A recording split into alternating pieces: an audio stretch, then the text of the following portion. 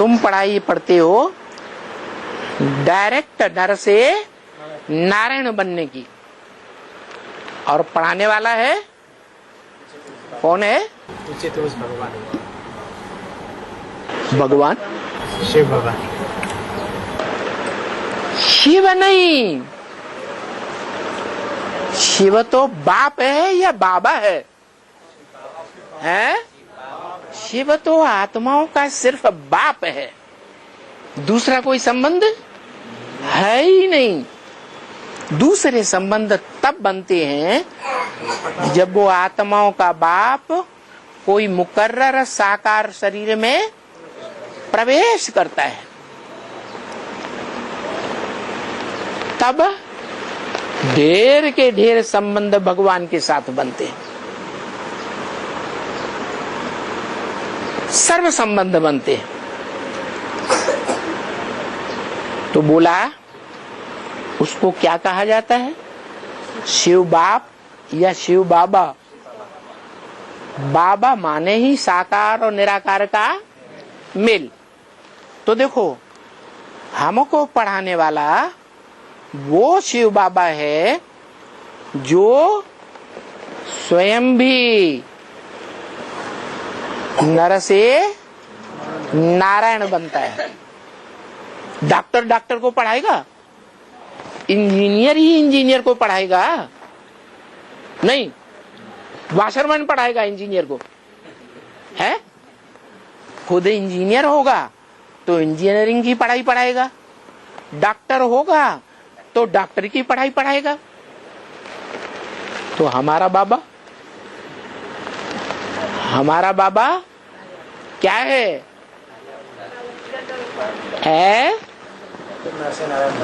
हमारा बाबा ऊंचे से ऊंचा भगवंत है, जो भी नारायण नाम के टाइटलधारी हैं।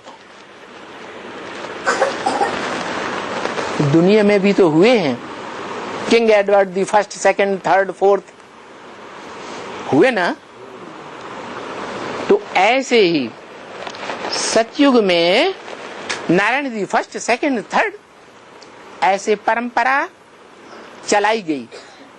किसके द्वारा चलाई गई? जिसने चलाई वो है ऊंचे से ऊंचा भगवान, जिसके लिए गीता में कहा, क्या कहा? मम वर्तमान वर्तन्ते मनुष्या पार्थ सर्वस्य।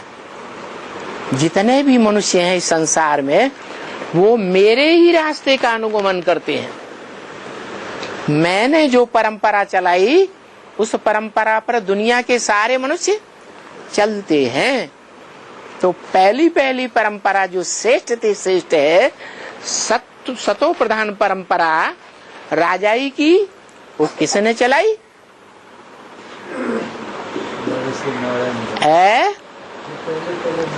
शिव बाप ने चलाई।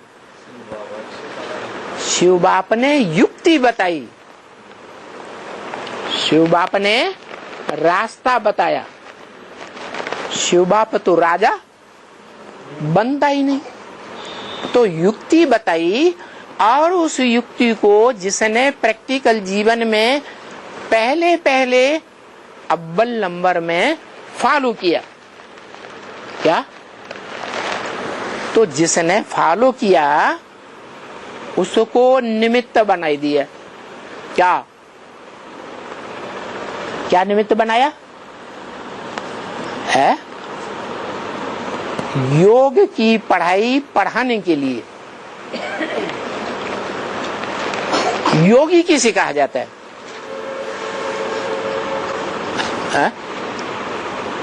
जो योग लगाए सो योगी, योग न लगाए तो योगी कहा जाएगा? कहा जाएगा? शिव को योगी कहेंगे? है? शिव को योगी कहेंगे? नहीं कहेंगे। क्यों? शिव आता है परम धाम से, तो कोई तो है इस षष्टि रूपी रंगमंच पर आत्मा, जिसके ऊपर फिदा होकर के आता है वो कौन सी आत्मा है? जिसके ऊपर पहले पहले फिदा होकर आता है। मुरली में बोला है मैं आशिक हूं। क्या? जो ऊंचे से ऊंचा बाप है, जिसका कोई बाप नहीं, वो ऊंचे से ऊंचे बाप कहता है मैं आशिक हूं। किसका? कौन है उसका मासूक? है मुकर्रर रथ, भाग्यशाली रथ। क्या? कैसा रथ? भाग्यशाली रथ।